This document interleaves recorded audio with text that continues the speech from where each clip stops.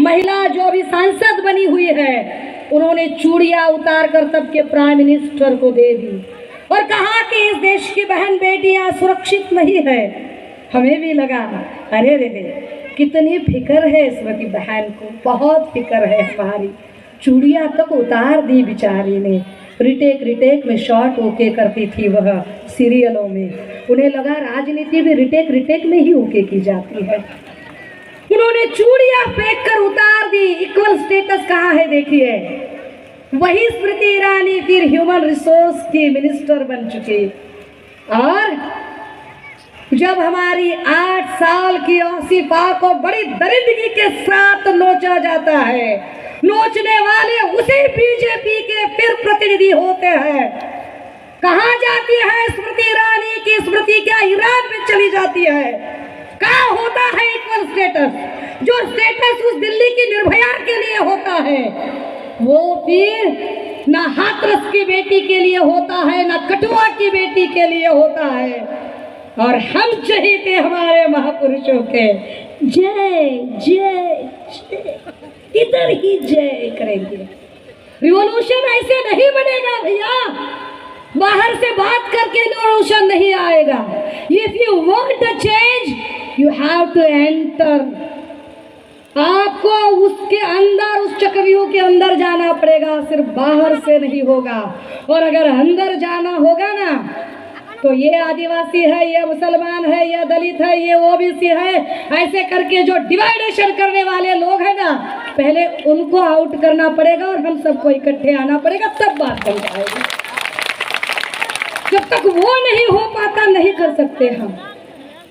वो हमें बताते हैं कि ये धर्म क्या होता है, कल्चर क्या होता है, कल्चरल हेरिटेज की बातें वो बताते हैं। क्या बात करें उससे।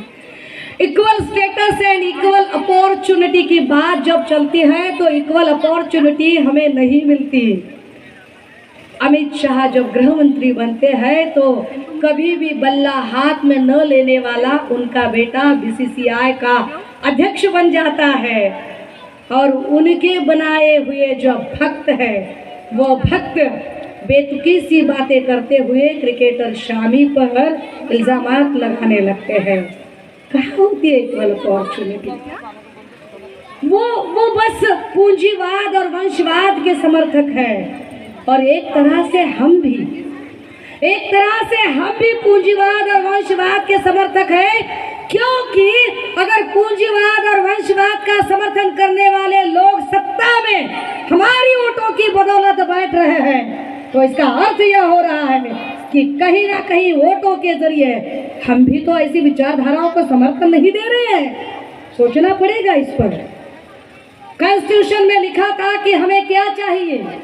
इसमें लिखा था कि हमें इक्वल स्टेटस और इक्वल अपॉर्चुनिटी चाहिए, जो आज तक नहीं मिल रही है। उसमें कहा था कि हमें सामाजिक, राजकीय और आर्थिक न्याय चाहिए। क्या आर्थिक न्याय मिला है हमें? आप याद कीजिए, कुछ जुमले भी याद कीजिए जिन्होंने कहा था हमें। भाई और बहनों, मैं आपसे कहना चाहूँगा, हम हर साल 2 करोड़ बेरोजगारों को रोजगार दिलाएंगे। हर एक खाते में 15 लाख रुपए। कहाँ है एक आध बंदा? माँ कसम, एक आध बंदा तो हाथ उठाए। हमारा नहीं सही, मोदी का ही सही, लेकिन एक आध तो हाथ उठाकर बोले कि अरे भाई मेरे खाते में आ गए हैं 15 लाख। कहाँ गए वो? हमारे तो नहीं आए। ना 2 करोड़ लोगों को रोजगार मिला। संविधान ने कहा था हम सशक्त भारत का निर्माण करेंगे, हम भारत को महासत्ता बनाएंगे। भारत को महासत्ता बनाने के लिए जरूरत होती है डेमोग्राफिक डिविडेंड की। I think you know the concept of demographic dividend very well. क्या होता है डेमोग्राफिक डिविडेंड?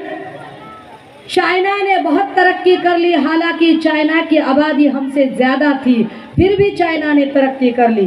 क्योंकि चाइना की आबादी कितनी भी ज़्यादा हो, लेकिन वहाँ पर प्रोडक्टिव पॉपुलेशन ज़्यादा थी, डिपेंडेंट पॉपुलेशन कम थी।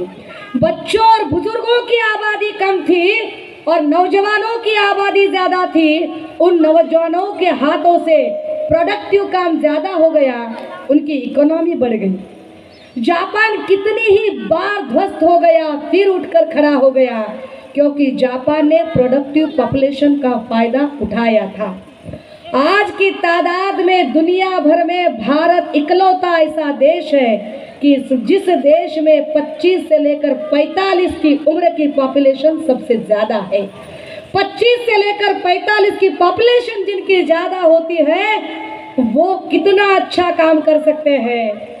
जो प्राइम मिनिस्टर साहब पहले हमें कह रहे थे कि हर साल 2 करोड़ लोगों को, बेरोजगार लोगों को रोजगार देंगे, आज वह कह रहे हैं कि कुछ ना ही हो सका तो चाय पकौड़े की दुकान ही डाल दीजिए। ये अच्छी बात है कि प्राइम मिनिस्टर साहब चाय बनाएंगे, गृह मंत्री साहब पकौड़े तलेंगे और हम वाह लूटते रहेंगे और हम कहेंगे देश महासत्ता बन रहा है। और कभी कभार किसी ने एक आध समस्या पर आंदोलन भी कर दिया तो उस आंदोलन से ध्यान हटाने के लिए फिर उनका रिपब्लिकन जैसा कोई मीडिया फिर आएगा और कहेगा अरे पाकिस्तान ने अटैक कर दिया, पाकिस्तान ने अटैक कर दिया, अटैक कर दिया, अटैक कर दिया, हिंदू खतरे में है, हिंदू खतरे में है। सब भूल जाएंगे क्या जीडीपी है, क्या ग्रोथ रेट है, क्या विकास है, सब भूल जाएंगे और बस टेररिस्ट पर बात करेंगे। मुझे बड़ा अचरज होता है कि संविधान के साथ किस तरह से ये लोग खेलते हैं। मैं ऐसे ही एक स्टोर पर गई, चलते चलते बस कुछ बात हो रही थी, तो वो जो दुकान पर एक मालकिन बैठी थी, तो मैंने कहा क्या मैं कार्ड स्वैप कर सकती हूँ? उन्होंने कहा मशीन नहीं चल रही। मैंने कहा अरे आंटी जी आपकी मशीन नहीं चल रही, लेकिन ये तो डिजिटल इंडिया है और मोदी जी ने कहा है डिजिटल इंडिया, तो आपके पास तो मशीन होना चाहिए। उसकी आंखों में पानी बिचारी की। वो कहती है राम कसम मोदी जी को कुछ न कीजिए, उनको कुछ न कहिए। मैंने कहा क्यों? देखिए बोला दुनिया भर में कोई तो हमें बुलाता था क्या?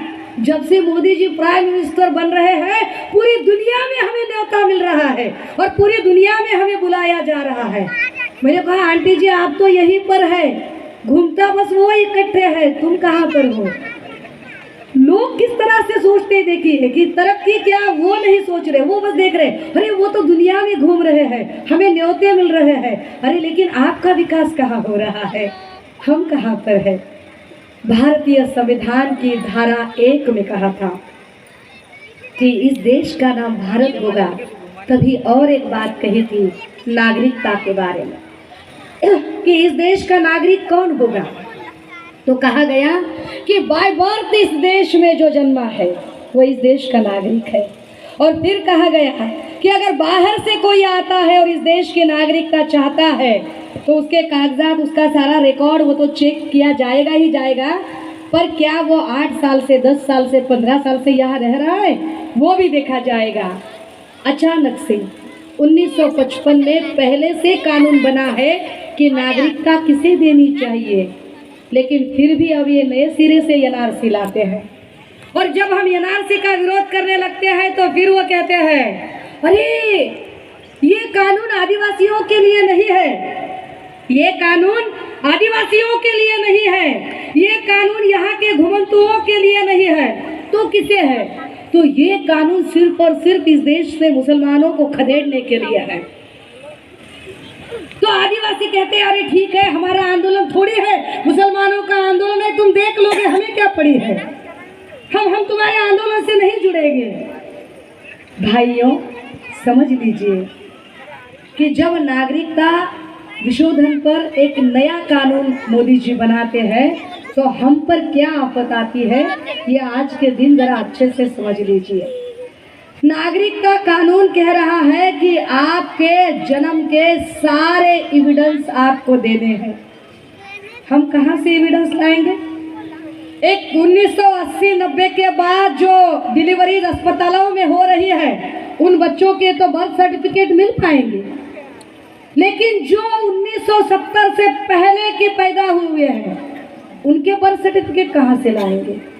अरे बाकियों की छोड़िए, सभी की अगर हम पूछे कि मोदी जी आप ही का बर्थ सर्टिफिकेट दिखाइए तो क्या वो दिखा पाते हैं कि उनका बर्थ सर्टिफिकेट कहाँ है? खैर छोड़िए, वो तो उनकी इंटर पॉलिटिकल साइंस की डिग्री भी नहीं दिखा पाते, बाकी की तो बातें बात की रही। एक तरह से हमें हमारे ही देश से खदेड़ने की कोशिश की जाती है, जानबूझकर यहाँ की सेक्युलर आबादी को कम करने की कोशिश की जाती है। और यहाँ के जो सुलझे हुए लोग हैं, जो ज़हनी तौर पर सोचे समझे हुए लोग हैं, वो लोग इस चीज़ को नज़रअंदाज करते जाते हैं और फिर उनकी हिम्मत और ज़्यादा बढ़ती रहती है। इस देश में जो अलग अलग कानून आए थे, उस कानून में एक कानून आया था चैप्टर 3, जिसमें आर्टिकल 14 से लेकर आर्टिकल 19 तक कुछ हक हमें दिए थे। आर्टिकल 14 ने कहा कि everyone is equal before the law, कानून के सामने सभी एक जैसे हैं, कोई छोटा नहीं है, कोई बड़ा नहीं है, कोई अछूत नहीं है, कोई कनिष्ठ नहीं है, कोई श्रेष्ठ नहीं है, कोई उच्च जाति का नहीं, कोई नीच जाति का नहीं।